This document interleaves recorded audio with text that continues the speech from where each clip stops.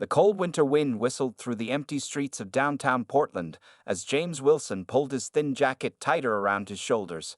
At 55 years old, with graying hair and gentle brown eyes, James had been living on these streets for the past 3 years. Even though life hadn't been kind to him, he never lost the warmth in his smile or the kindness in his heart. Every evening, James would return to his usual spot under the Jefferson Street Bridge. It wasn't much, but he had managed to create a small space he called home. A worn sleeping bag, a few cardboard boxes to keep the wind away, and a plastic container to keep his few belongings dry were all he owned. Yet, James always said he was lucky to have even this much. That particular evening started like any other. James had spent his day collecting cans and bottles from trash bins around the city, earning just enough to buy a small sandwich from the local diner. Mrs. Thompson, the kind-hearted owner, would sometimes give him extra food when she could. Today, she had added a few pieces of leftover chicken to his bag, making it a better day than most. As James walked back to his spot under the bridge, the sound of thunder rumbled in the distance. Dark clouds were gathering quickly, promising a heavy downpour. He quickened his pace, hoping to reach his shelter before the rain started. But just then, a different sound caught his attention, a weak whimper coming from behind the dumpster in the nearby alley. Curious, James carefully approached the dumpster. The whimpering grew louder, and as he peered around the corner, his heart sank at what he saw. A large German Shepherd mix was curled up against the wall, soaking wet and shivering. The dog's ribs were clearly visible through its matted fur, and James noticed it had a noticeable limp when it tried to move away from him in fear. "Hey there, buddy." James spoke softly, keeping his movements slow and gentle. "It's okay. I won't hurt you." The dog watched him with wary eyes, its tail tucked between its legs. James could see the fear and hunger in the animal's face, a look he knew all too well from his own reflection in store windows. Without hesitation, he opened his paper bag and pulled out the pieces of chicken Mrs. Thompson had given him. "You look like you need this more than I do," he said, carefully placing a piece of chicken on the ground and stepping back. The dog's nose twitched at the smell of food, but it didn't move. James sat down on the ground, ignoring the dampness seeping through his worn jeans, and waited patiently. After what seemed like forever, hunger won over fear, and the dog slowly limped forward to snatch the piece of chicken. James smiled as he watched the hungry animal eat. One piece at a time, he shared his entire dinner with the dog, completely forgetting about his own empty stomach. As the dog finished the last piece, the first heavy raindrops began to fall. "Come on," James said, standing up slowly. "I've got a dry spot under the bridge. It's not much, but it's better than staying out in this rain." To his surprise, the dog followed him, keeping a careful distance but staying close enough to show it hadn't completely rejected his company. Under the bridge, James arranged his cardboard boxes to create a small shelter that could protect both of them from the wind and rain. The dog settled down a few feet away from James, its eyes still watchful but less fearful now. As the rain poured outside their shelter, James found himself talking to his new companion, sharing stories about his life before the streets, about his dreams, and about how sometimes the kindest hearts could be found in the most unexpected places. "You know what?" James said, watching as the dog's eyes started to droop with tiredness. "I think I'll call you lucky, because today we both got lucky finding each other." As the night grew darker and the rain continued to fall, James pulled his thin blanket around his shoulders. For the first time in many months, he didn't feel quite so alone. In helping Lucky, he had found something he didn't even know he was missing: a friend. Little did James know, this rainy evening was just the beginning of a story that would change not only his life, but the lives of many others in ways he could never imagine. The next morning, James woke up to find Lucky still there, curled up in the corner of their makeshift shelter. The rain had stopped, and early morning sunlight filtered under the bridge, creating long shadows on the concrete. James smiled, surprised but happy that his new friend had stayed through the night. "Good morning, buddy," James said softly, trying not to startle the dog. Lucky's ears perked up at his voice, and his tail gave a slight wag. It wasn't much, but it was progress from the fearful dog of last night. James stood up slowly, his joints stiff from the cold night. He had his usual morning routine to follow, checking the nearby recycling bins before other collectors got there. This was how he earned the little money he had. As he gathered his empty collection bag, he noticed Lucky watching him intently. "Want to come along?" James asked, and to his surprise, Lucky stood up, limping slightly but ready to follow. Together, they walked through the quiet morning streets. James noticed how people reacted differently to him with Lucky by his side. Usually, passers-by would avoid looking at him, crossing the street to avoid walking near him. But now, some people smiled at the sight of the man and his dog. A few even nodded good morning. At their first stop behind the grocery store, James hit the jackpot. The recycling bin was full of cans and bottles from the weekend.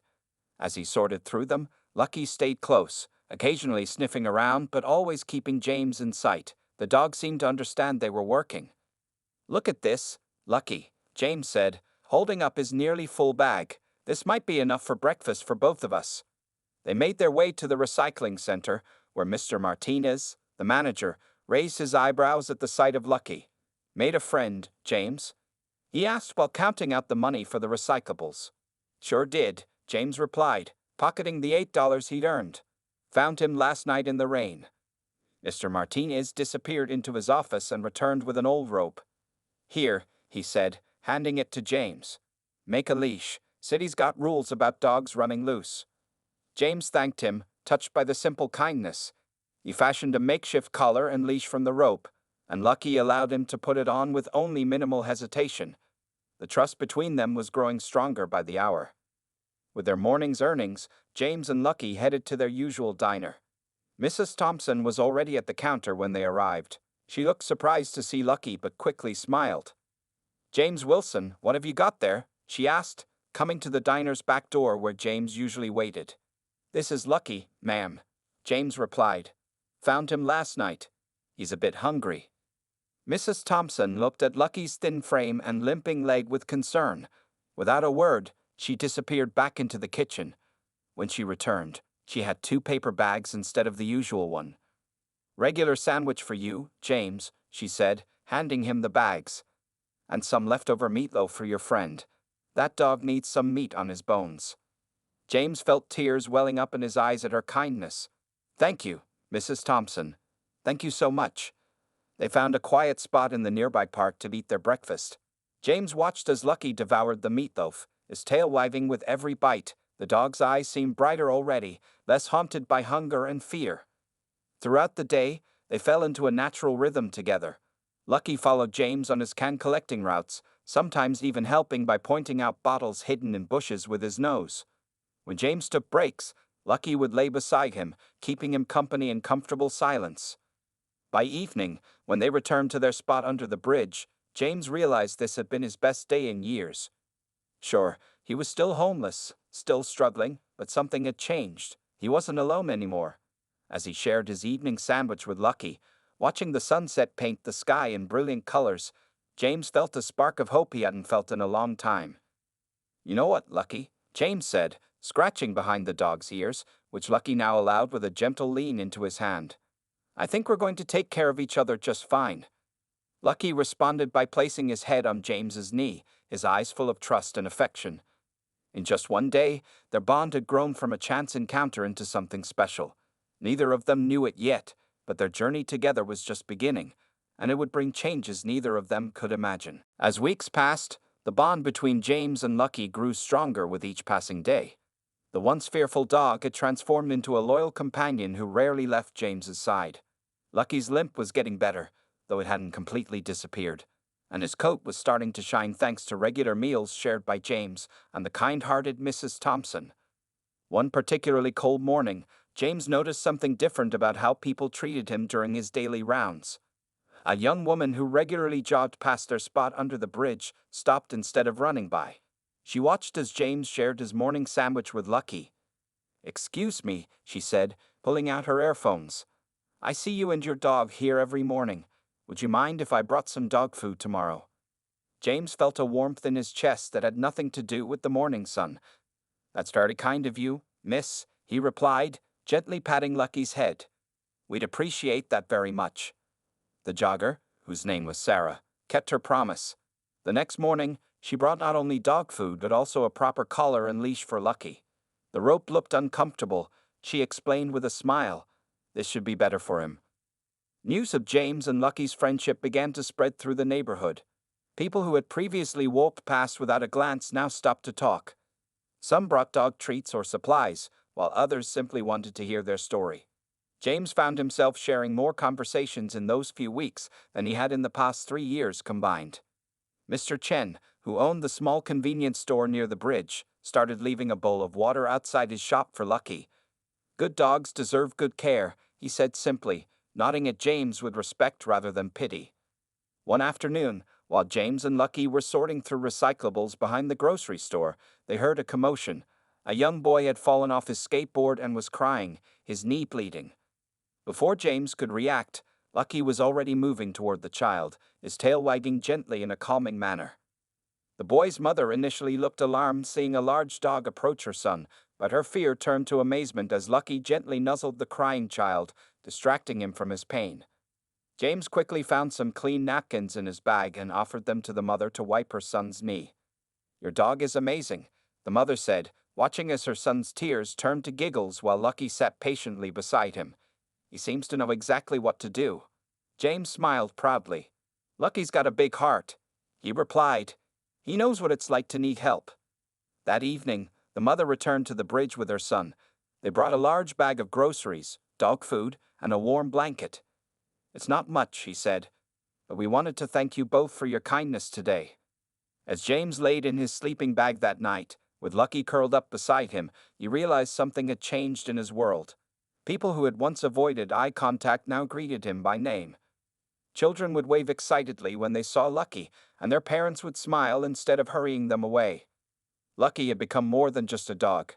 He was a bridge between James and the community he had felt separated from for so long. The simple act of caring for Lucky, despite his own hardships, showed people a side of James they had never taken the time to see before. "You know what's funny, Lucky?" James whispered, scratching his friend's ears.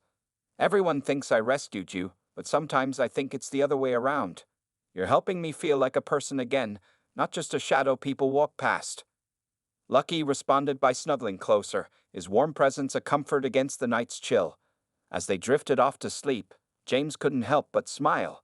His life was still hard, he still struggled daily, but something fundamental had changed. Through Lucky, he had found not just a friend, but a way back to being part of the world again. Neither James nor Lucky knew it yet, but their story was about to reach even more people in ways that would change both their lives forever. For now, though, they were content with what they had, each other, and a growing circle of people who saw them not as a homeless man and a stray dog, but as two friends who proved that kindness knows no boundaries. Winter arrived in Portland with a fierce determination, bringing freezing temperatures and bitter winds that cut through James's thin jacket like knives. The concrete under the Jefferson Street Bridge grew colder with each passing day, and James found himself worrying more about Lucky than himself. One particularly cold night, as the temperature dropped below freezing, James noticed Lucky shivering despite his thick fur. Without hesitation, he took off his only blanket and wrapped it around his canine friend. "You need this more than I do, buddy," he said, his breath visible in the cold air. Sarah, the morning jogger who had become a regular visitor, found them like this the next day, Lucky wrapped in the blanket while James sat huddled against the bridge pillar, trying to stay warm. Her eyes filled with tears at the sight. "James, this isn't right," she said, her voice shaking. "You'll freeze to death out here." But James just smiled, watching Lucky eat the breakfast she had brought. "As long as he's okay, I'll manage," he replied, his voice hoarse from the cold. Sarah left quickly that morning, but returned an hour later with her husband, Tom, who carried several large bags. "We cleaned out our garage," she explained, pulling out a sleeping bag, warm clothes, and a thick dog bed. These were just collecting dust anyway. James felt overwhelmed by their kindness. The new sleeping bag was much warmer than his old blanket, and Lucky immediately claimed the dog bed as his own, but the cold was relentless, and James knew they needed a better solution. That afternoon, while collecting cans near the grocery store, James noticed some discarded wooden pallets behind the building.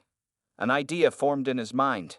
He asked the store manager if he could take them, and to his surprise, the manager not only agreed but helped him carry them to his spot under the bridge. Over the next few days, James worked tirelessly to create a shelter. He used the pallets to build walls, carefully nailing them together with tools borrowed from Mr. Martinez at the recycling center. Other people from the neighborhood noticed his efforts and started bringing supplies. A piece of tarp here, some cardboard there. Mr. Chen from the convenience store contributed an old piece of carpet for the floor. "Keep you both off the cold concrete," he said with a knowing nod. The shelter wasn't big, but it was sturdy. James made sure to leave enough space for both Lucky's dog bed and his sleeping bag. He even created a small overhang at the entrance to keep the rain and snow out. One evening, while James and Lucky were sharing their dinner, they heard a commotion nearby. A group of teenagers had been harassing an elderly woman, trying to grab her purse. Before James could react, Lucky was already running toward the scene, barking loudly. The teenagers scattered at the sight of the large German Shepherd mix, dropping the woman's purse. James quickly followed Lucky, helping the shaken woman collect her belongings. "Thank you both," she said, clutching her purse tightly. "I walk this way every evening after visiting my sister. I've seen you two here before. Always thought how gentle you both looked. Now I know you're not just gentle but brave too." The woman introduced herself as Mrs. Rivera, a retired teacher who lived in the nearby senior apartments. The next day, she returned with her son, who worked as a security guard at the local mall. "Mom told me what you and your dog did," the son said, handing James a card. "There's a shelter program that allows people to keep their pets. They might have space for you both. It's getting too cold out here." James stared at the card, emotions welling up in his throat. The thought of a warm place for Lucky made his heart leap, but years of disappointment had taught him to be cautious with hope. That night, as the temperature dropped again and snow began to fall, James huddled in their makeshift shelter with Lucky pressed warm against his side. The dog bed and sleeping bag kept them relatively comfortable, but James knew they couldn't stay under the bridge forever. Looking at the card in his hand, James made a decision. Tomorrow, they would visit the shelter. Not for himself, he told himself, but for Lucky. After all, everything he did now was for his faithful friend who had changed his life in ways he never expected. As if reading his thoughts, Lucky lifted his head and licked James's hand, his brown eyes full of trust and affection. Together, they had faced the cold, hunger, and hardship. Maybe together, they could also face whatever changes tomorrow might bring. The next morning dawned bright and cold as James and Lucky made their way to the shelter address on the card. James's heart beat faster with each step, his mind filled with worry about what might happen. Lucky seemed to sense his nervousness, staying closer to his side than usual. The shelter was a large brick building with a small garden in front. As they approached the entrance, James noticed something different about this place. Instead of the usual "No Pets Allowed" sign he'd seen at other shelters, there was a colorful poster showing people with their animals. Just as they reached the door, James froze. Years of being turned away from places had left deep scars. But before he could turn back, a young woman with kind eyes opened the door. "You must be James and Lucky," she said with a warm smile. "Mrs. Rivera called ahead to tell us about you. I'm Lisa, the shelter coordinator." Inside, the shelter was clean and warm. Lisa led them to her office, where Lucky immediately made himself comfortable on a rug near her desk. James couldn't help but notice several framed photographs on the walls showing people with their pets: dogs, cats, even a parrot. "Our shelter is different," Lisa explained, noticing James looking at the pictures. "We believe nobody should have to choose between having a roof over their head and keeping their best friend." As they talked, Lisa told James about their program.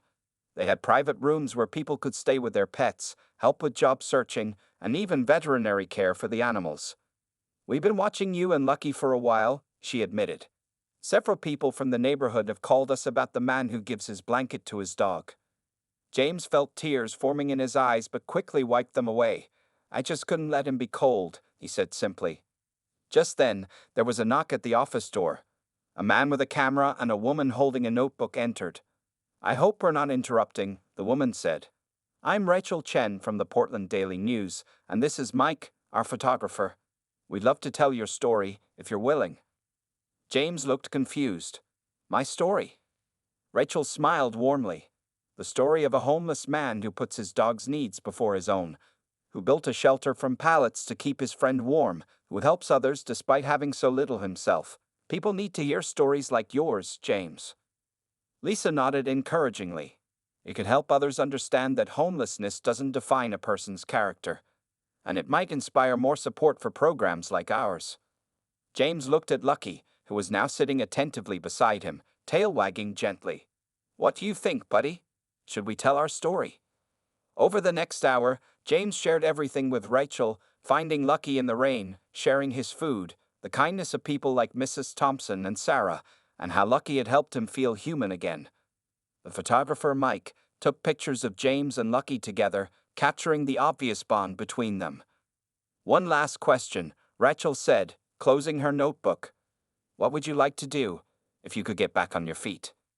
James hadn't allowed himself to dream about the future in years, but now, looking at Lucky, he knew the answer.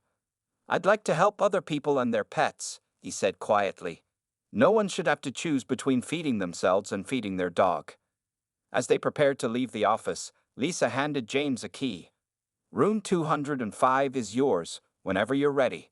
Take your time gathering your things from under the bridge. And James, welcome home." Walking back to their spot under the bridge, James felt lighter than he had in years.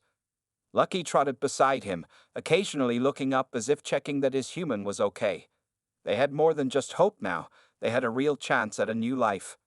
That evening, as James packed their few belongings into a borrowed backpack, several neighbors stopped by to help. The news about the shelter and the newspaper story had spread quickly through the community. Mrs. Thompson brought them a special dinner to celebrate, and Mr. Chen contributed a new leash for Lucky. "Tomorrow will be different," James whispered to Lucky as they spent their last night under the bridge. "Tomorrow, we start our new life together." Lucky responded by resting his head on James's lap, his eyes full of unconditional love. Sometimes, James thought, the biggest changes in life start with the smallest acts of kindness. The morning light filtered through real curtains as James woke up in his new room at the shelter. For a moment, he felt disoriented, then smiled as he felt Lucky's warm presence beside his bed. It had been 2 weeks since they moved in, and each day brought new changes to their lives. Room 205 wasn't large, but to James and Lucky, it felt like a palace. They had a real bed, a small desk, and most importantly, a door they could close. Lucky's dog bed sat in the corner, though he often preferred sleeping next to James's bed instead. That morning, like every morning since the newspaper article came out, James found a small pile of letters waiting for him at the shelter's front desk. People from all over Portland, and even from other cities, had been touched by their story. "More fan mail?" Lisa teased as she handed him the letters. "You're becoming quite the celebrity, James." James blushed, still not used to all the attention. Back in their room, he and Lucky sat together as he opened the letters. One was from a class of third graders who had drawn pictures of him and Lucky. Another contained a gift card to a pet store. But it was the third letter that made James's hands shake. It was from his sister Mary, whom he hadn't spoken to in 5 years. "Dear James," the letter began, "I saw your story in the newspaper. I've been looking for you for so long. Please call me." At the bottom was a phone number and a photo of his niece, now a teenager, holding up the newspaper with his story. Lisa found James crying in the hallway a few minutes later, Lucky pressed against his leg in comfort. When he showed her the letter, she immediately led him to her office and let him use the shelter's phone. The conversation with Mary was filled with tears, apologies, and promises to reconnect. She wanted to visit, to meet Lucky, to help James rebuild his life. For the first time in years, James felt the warmth of family again. But that wasn't the only change happening in their lives. The shelter's veterinarian had examined Lucky and started treatment for his old leg injury. With proper care and some physical therapy, he might not limp at all anymore, the vet had said. James also began attending job training programs at the shelter. His natural way with animals hadn't gone unnoticed, and the shelter staff suggested he might be good at working with pets. They helped him enroll in a basic animal care certification course. Every evening, after his classes, James and Lucky would visit their old neighborhood. They'd stop by Mrs. Thompson's diner, where she now insisted on feeding them properly at a real table instead of at the back door. Mr. Chen would wave from his store, and Sarah would sometimes join them for walks. One afternoon, while James was studying for his certification, Lisa knocked on his door with exciting news. "The Portland Animal Shelter called," she said, her eyes bright with excitement. "They read about you in the newspaper.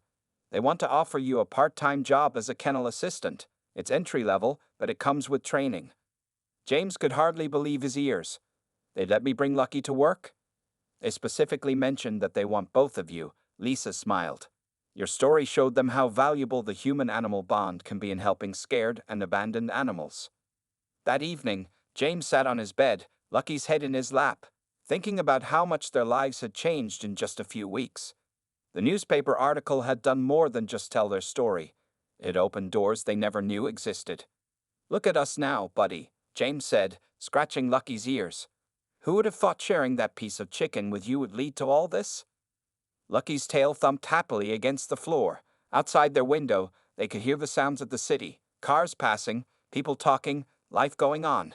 But now, instead of feeling like outsiders looking in, they were part of it all. James picked up his study materials again, determined to make the most of this chance. On his desk sat the framed newspaper article, its headline reading, "Homeless Man's Kindness to Stray Dog Inspires Community." Next to it was his sister's letter and a calendar marked with her upcoming visit. Tomorrow, he would start his new job. Tomorrow, they would take another step forward in their new life. But for now, in this moment, they had everything they needed: each other, a warm room, and hope for the future. 6 months had passed since James started his job at the Portland Animal Shelter, and life had changed in ways he never imagined possible. His small salary, combined with help from the shelter program, had allowed him to rent a tiny studio apartment. It wasn't much, but it was his and Lucky's first real home together. The apartment was on the ground floor of an old building, with a small patch of grass outside their window where Lucky could lay in the sun. Their landlady, Mrs. Garcia, had initially been hesitant about renting to them, but after reading their story in the newspaper, she had changed her mind. Now she'd often brought them home-cooked meals, saying every home needed a grandmother's touch. At work, James had found his true calling. His gentle way with scared animals and his understanding of their fear made him especially good at handling new arrivals at the shelter. Other staff members often called him to help with particularly frightened dogs, and Lucky had become the shelter's unofficial therapy dog, helping nervous animals adjust to their new environment. "You have a gift, James," his supervisor, Mark, told him one morning after watching him calm a terrified pit bull that had been rescued from an abandoned house. "You understand these animals in a way most people don't." Lucky, too, had transformed. Thanks to proper veterinary care and regular physical therapy, his limp was almost gone. His coat shone with health, and his confident walk was a far cry from the scared, hungry dog James had found behind the dumpster. One rainy afternoon, while James was cleaning the kennels, Mark called him into the office. Sitting there was Rachel Chen, the newspaper reporter who had first told their story, along with several shelter board members. "James," Rachel smiled, "remember when you told me you wanted to help people and their pets? Well, we've been working on something." The shelter board members explained their new initiative, a program to help homeless pet owners with food, veterinary care, and temporary housing for their animals. They wanted James to help run it. "Your experience on both sides of this issue makes you perfect for this role," one board member explained. "You understand what these people are going through, and you know how important their pets are to them." James felt overwhelmed. "But I don't have any real qualifications," he protested. "You have the most important qualification," Rachel interrupted. "You have lived it. And look at what you've accomplished in just 6 months." They offered him a new position, Community Outreach Coordinator for the Pets and People Together program. It would mean a better salary, more responsibilities, and the chance to make a real difference in people's lives. That evening, James sat in his small apartment, sharing the news with his sister Mary during their weekly phone call. She had visited twice since their reunion, and each time, the bond between them grew stronger. "I'm so proud of you, Jimmy," Mary said, using his childhood nickname. "Mom and Dad would be too." After hanging up, James looked around his apartment. Photos covered one wall. Lucky in his new therapy dog vest, James with his shelter colleagues, Mary and his niece during their visits. On his desk sat his recently completed animal care certification, and beside it, a draft of the new program's guidelines he was helping to create. Lucky lay on his bed nearby, watching James with those understanding brown eyes that had first connected with him under the bridge. Sometimes, James still couldn't believe how far they had come. A knock at the door interrupted his thoughts. It was Sarah, their jogger friend from their bridge days, holding a small celebration cake. "A little bird told me about your promotion," she grinned. Soon, other familiar faces arrived. Mrs. Thompson with sandwiches, Mr. Chen with drinks, and even Mr. Martinez from the recycling center. Their little apartment filled with the warmth of friendship and community. As James watched his friends chatting and laughing, with Lucky moving happily among them accepting pets and treats, he realized something profound. His journey hadn't just been about finding a home or a job. It had been about rebuilding his place in the world, one act of kindness at a time. Looking at Lucky, who was now resting his head on Sarah's lap, James smiled. Sometimes the greatest gifts come in the most unexpected packages, and the smallest acts of kindness can lead to the biggest changes in life. 1 year had passed since that rainy night when James first shared his chicken with a scared, hungry dog behind the dumpster. Now, on a bright Sunday morning, he stood before a small crowd gathered in the Portland Animal Shelter's community room, with Lucky faithfully by his side. The room was filled with familiar faces, shelter staff, community members, and most importantly, several homeless pet owners who had been helped by the Pets and People Together program. In its first 6 months, the program had assisted over 50 people and their beloved animals, providing food, veterinary care, and temporary housing solutions. A year ago, James began his speech, his voice steady despite his nervousness. I was living under a bridge, sharing whatever food I could find with this amazing dog. He patted Lucky's head, who was wearing his therapy dog vest proudly. Today, I want to share some exciting news about our program's expansion. The shelter's board of directors had approved funding for a new mobile veterinary clinic, a van equipped to provide basic medical care for pets of homeless and low-income families. They would park it near soup kitchens, homeless camps, and other locations where it was needed most. As James explained the details, he noticed Mrs. Thompson wiping tears from her eyes in the audience. She still insisted on sending him home with extra food every time he visited her diner, even though he could now afford to pay. Some kinds of kindness, James had learned, never changed. After the announcement, people gathered around to congratulate him and share their own stories. A young woman approached with her cat in a carrier. When my landlord evicted us, she said, your program helped us find pet-friendly temporary housing. Without you, I might have had to give up Simon. Later that afternoon, James and Lucky made their usual Sunday visit to their old spot under the Jefferson Street Bridge. They no longer came alone. Several volunteers from the program joined them, bringing food, pet supplies, and information about available services to those still living on the streets. Sarah, who had become one of their most dedicated volunteers, helped distribute sandwiches. Remember when I used to just bring dog food? She laughed. Now look at all this. As they worked, James noticed a familiar sight. A man sharing his small meal with a skinny stray cat. The scene brought tears to his eyes as he remembered his own story. Walking over, he sat down beside the man. Hi, I'm James, he said softly, and this is Lucky. Would you like to hear about a program that might help both you and your feline friend? That evening, back in their apartment, James received an unexpected call. A national animal welfare organization had heard about their program and wanted to use it as a model for similar initiatives across the country. They invited James to speak at their upcoming conference about the importance of keeping people and their pets together during hard times. After hanging up, James sat on his couch, Lucky's head resting in his lap. His sister Mary's latest family photo smiled down at him from the wall, next to his framed certification and a collection of thank you letters from people they'd helped. Mr. Chen from the convenience store had told him something wise recently. When you help others, you create ripples in the water that spread far beyond what you can see. Looking at Lucky, James understood this truth deeply. The scared, limping dog from the alley had become a certified therapy dog, helping countless other animals overcome their fears. The homeless man who had nothing but kindness to share now ran a program helping others keep their beloved pets. Together, they had created ripples that were touching lives across the city, and soon, across the country.